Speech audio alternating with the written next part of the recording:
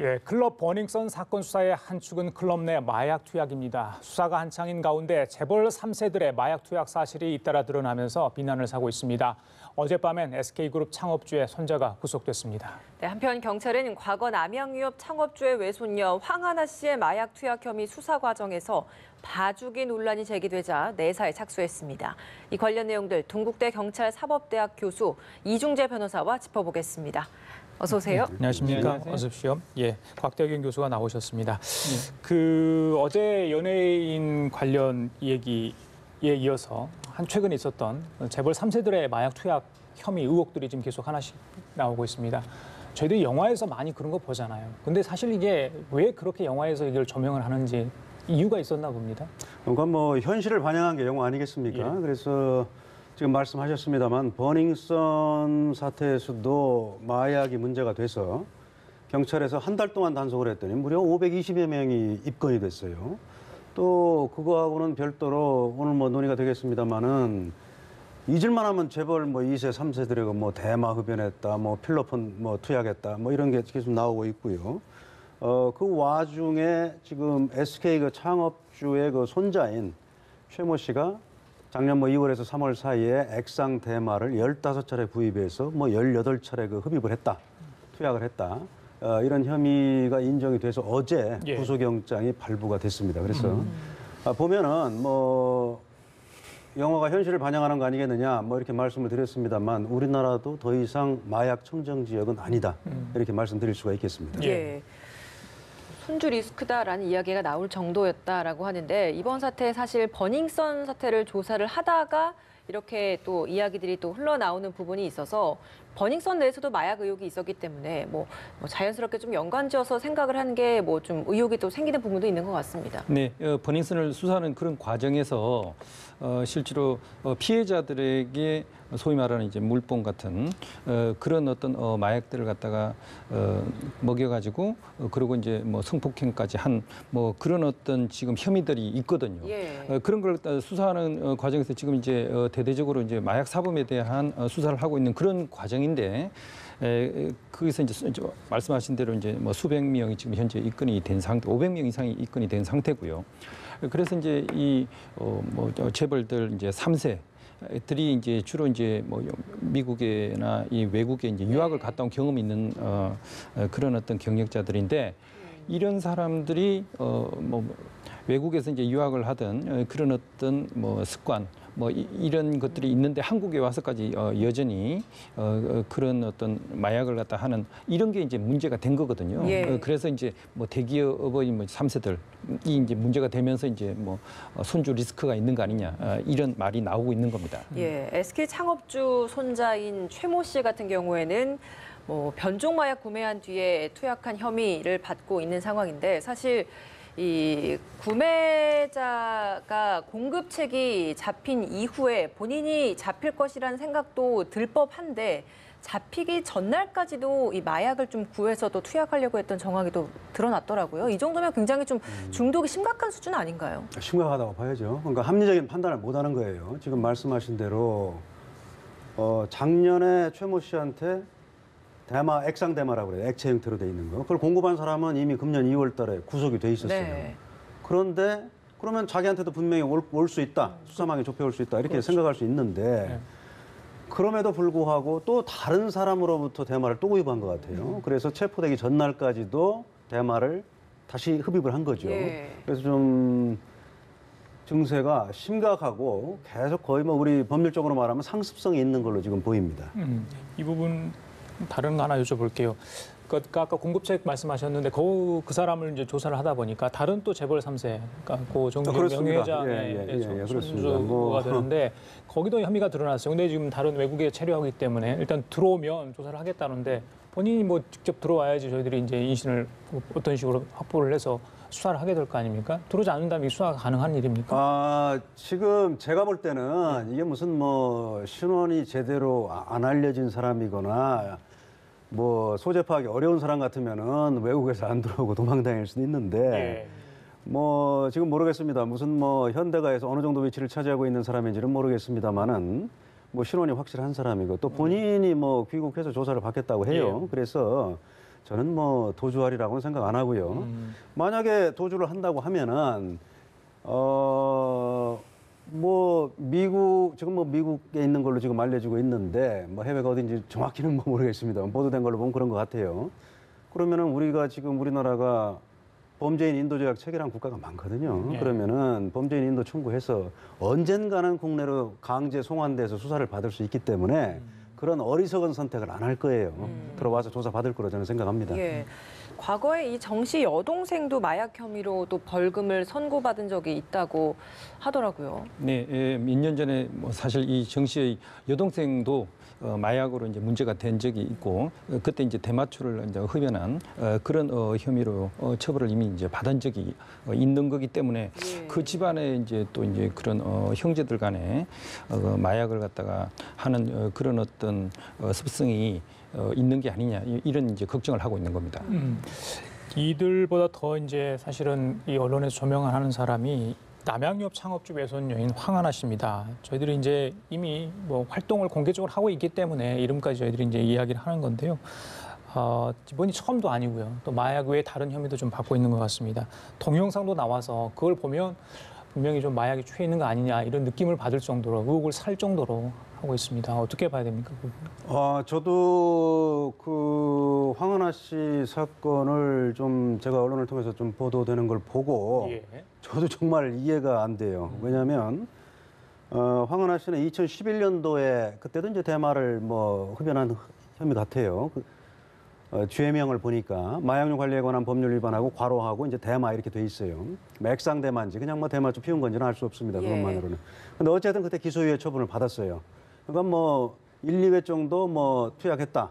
뭐 이런 혐의니까 관대하게 처분을 받았을 거예요. 그런데 2015년도에는 필로폰을 조모 씨한테 줬다는 혐의로 입건이 됩니다. 예, 맞습니다. 그리고 2015년 11월 달에 입건이 됐는데 경찰에서 수사를 하다가 한 1년 7개월 후인 뭐 2017년 6월 달에 검찰에 불기소 의견으로 송치를 했다고 그래요.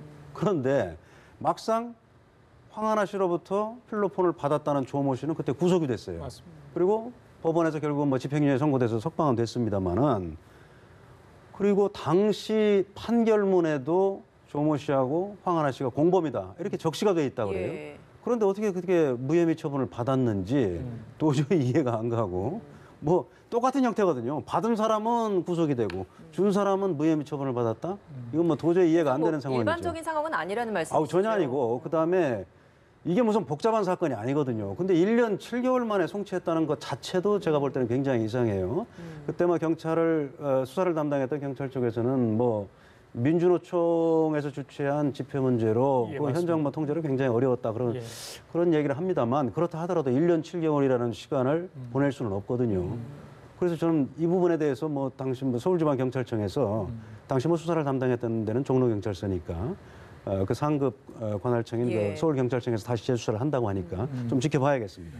봐주기 이야기가 나올 수밖에 없는 대목이 사실 녹취 파일이 또 공개가 된 부분이 있습니다. 직접 친구와 통화를 하면서 지금 내가 뭐 경찰 고위 사람, 윗사람을 만나고 오는 길이다라는 녹취 내용도 있었고 그리고 또 실제로 우리 아빠 삼촌이 뭐 경찰청장과 굉장히 친하다, 뭐 베프다라는 표현까지 쓰면서 굉장히 좀 고위직과의 관계를 과시하는 이런 내용이 있었거든요. 이렇다 보니까 자연스럽게 유착 의혹이 나오지 않겠습니까?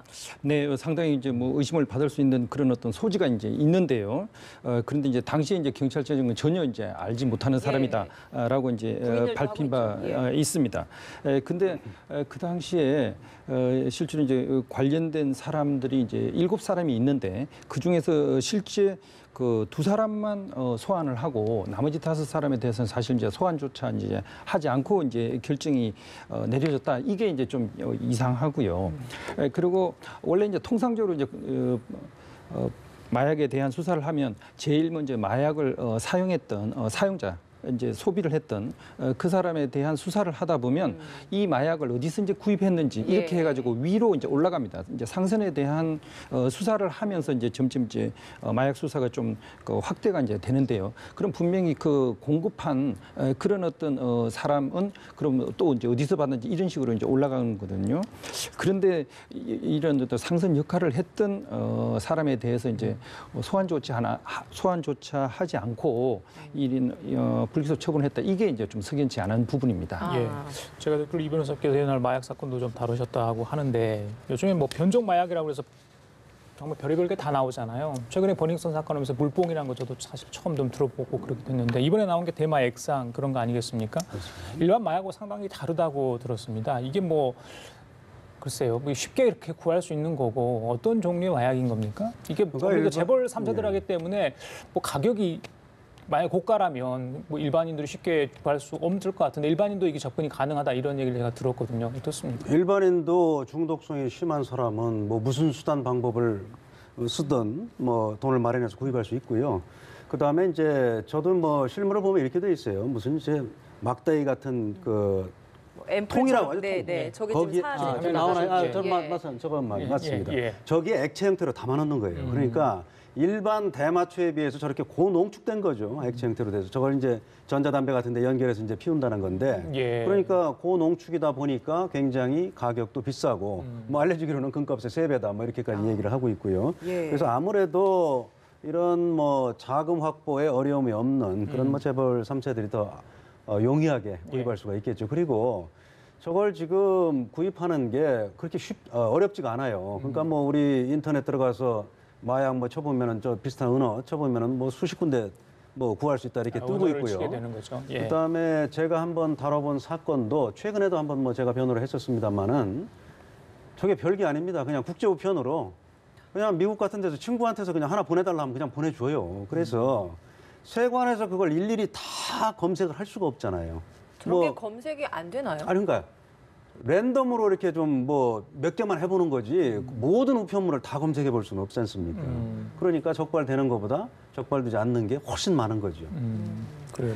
뭐 지금 자연스럽게 좀 공급 방법을 이야기를 해주셨으니까 사실 SNS나 이런 것을 통해서 요즘 구매를 하는 일반인들도 굉장히 많다고 하더라고요. 이렇다 보니까 뭐 사는 사람의 신분도 제대로 밝혀지지 않고 파는 사람의 신분도 밝혀지지 않는 이런 상황이라고 하던데 실상을 좀 더 구체적으로 좀 알려주시죠. 네, 그렇습니다. 사실 이제 채팅 앱을 통해 가지고 SNS 상에서 이제 서로 이제 연락을 주고받기 때문에 예. 실제로 공급자의 정확한 신원을 갖다 알지 못하고 그리고 이제 받는 사람도 누군지 이제 파악되지 않는 그런 경우들이 이제 많이 있는 거죠.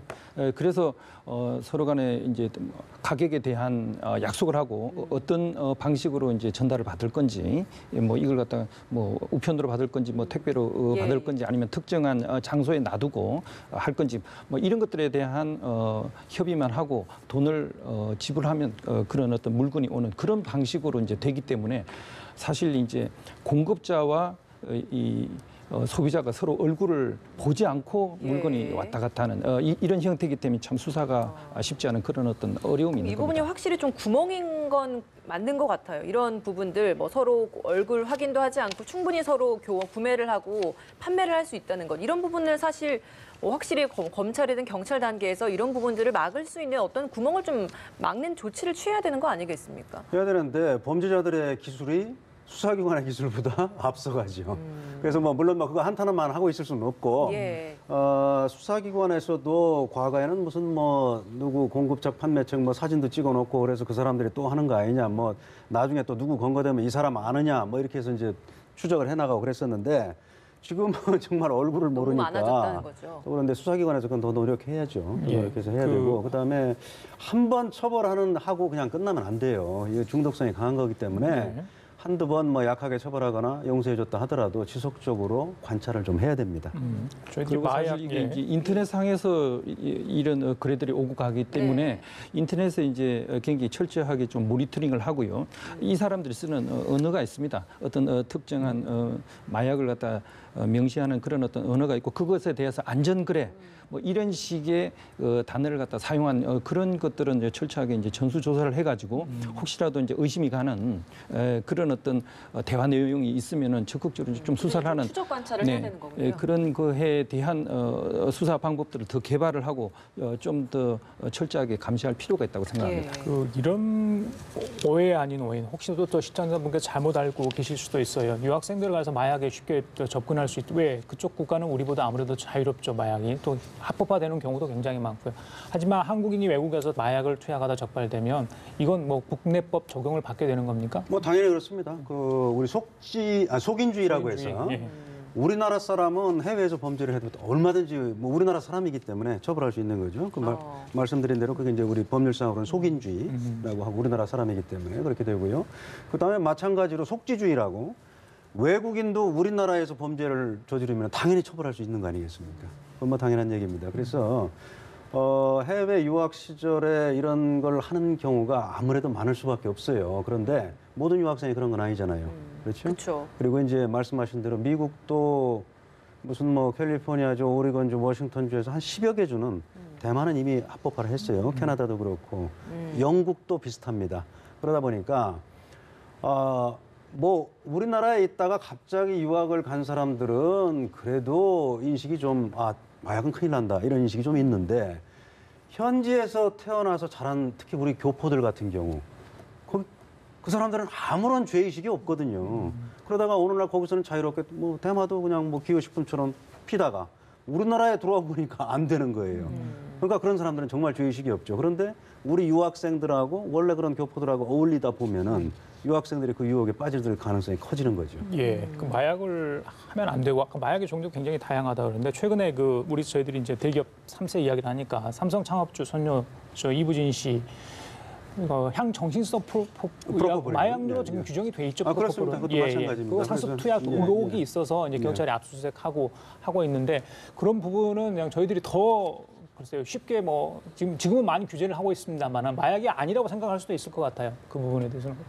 그래도 지금은 워낙 정보가 많이 뭐 얼마든지 본인도 검색해 볼 수 있고 또 뭐 언론 보도를 통해서도 많이 되기 때문에 그걸 상습적으로 치료 목적이 아니고 상습적으로 투약하면 안 된다는 것 정도는 인식을 하고 있죠.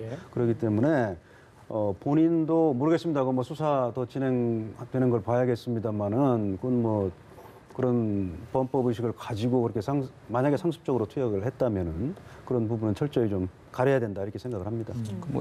대부분의 유학생 상당히 열심히 공부를 할 텐데 아주 일부의 그 유학생들 그리고 이제 일부 이제 돈 있는 집에 이제 자녀들이 이제 문제가 되는 거기 때문에 그 사람들을 보면 사실은 이제 좀 가치관이 이제 혼란스럽고 그리고 이제 순간적인 쾌락 이 유혹을 갖다가 이기지 못한 그런 사람들이 있거든요.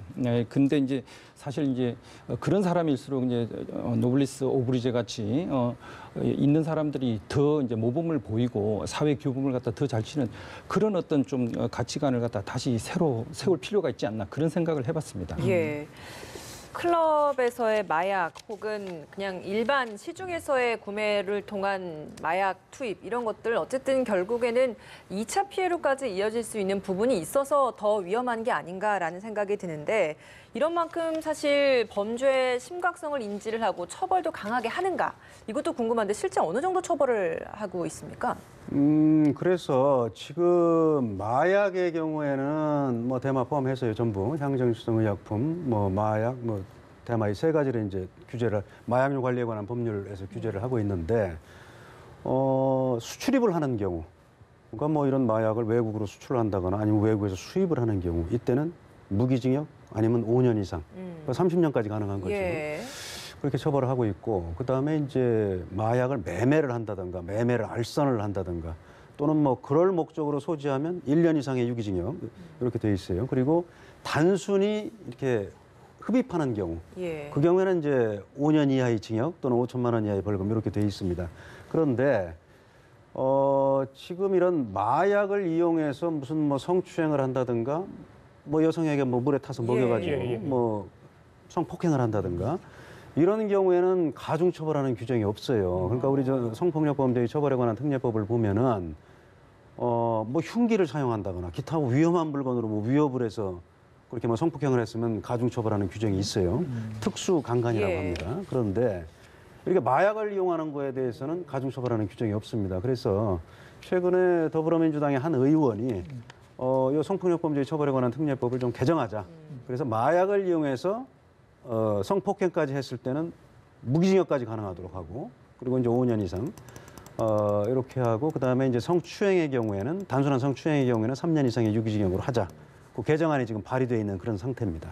예, 알겠습니다. 자, 마지막으로 지금 이게 이제 처벌도 해야 되지만 마약 중독자들은 이 치료가 중요하잖아요. 그 마약 치료 프로그램 돼 있습니까? 성폭력 관련해서 어떤 정신적인 치료를 할지 이게 좀 우리가 교육을 할 수 있는 게 있잖아요. 어떻습니까? 그래서 이제 마약 사범 같은 경우는 초범하고 이제 재범 이상을 좀 구분을 해가지고 초범 같은 경우는 그래도 상담과 이제 치료 뭐 이런 쪽에 이제 보다 이제 적극적으로 이제 대응을 하고요. 사실 이제 저희들 같은 경우 이제 마약 퇴치를 위한 뭐 시민 운동도 있지만 자기가 원한다면 치료받을 수 있는 그런 프로그램들이 마련은 돼 있습니다.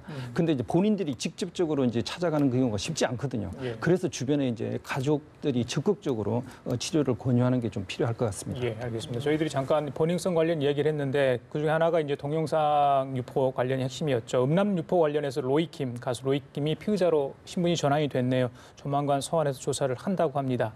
예. 그리고 또 버닝썬 투자자 린사모 같은 경우에는 업무상 횡령 혐의로 입건된 상태이고 미성년자 고용 혐의를 받는 버닝썬 대표 2명도 추가로 입건됐다고 합니다.